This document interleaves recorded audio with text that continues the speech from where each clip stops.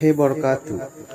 প্রথমে বলবো, যারা অনেকে আমলে ব্যর্থ হয়েছেন, ধরা খেয়েছেন, শুধু তাদের জন্য আজকের এই গুরুত্বপূর্ণ ভিডিও নিয়ে আমি উপস্থিত হয়েছি।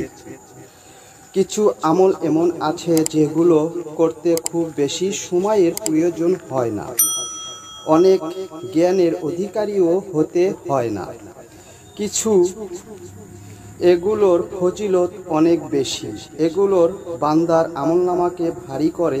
যেমন রাসূল সাল্লাল্লাহু আলাইহি ওয়াসাল্লাম বলেছেন, যে লোক একবার পাঠের আগে বলবে সুবহানাল্লাহিল আজিম,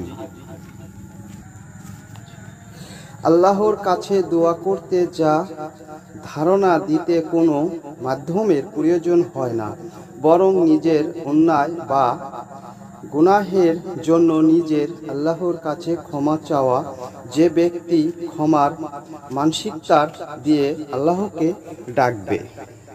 তা আশা করি সূরাটি সম্পূর্ণ আপনারা শুনুন, ইনশাল্লাহ এই আমলটি অনেক গুরুত্বপূর্ণ।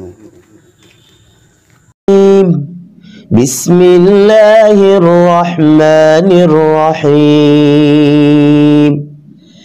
تبت يدا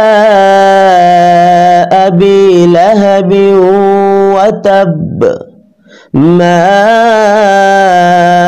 أغنى عنه ماله وما كسب سيصلى نارا ذات لهب وامرأته حمالة الحطب في جيدها حبل من مسد صدق الله العظيم।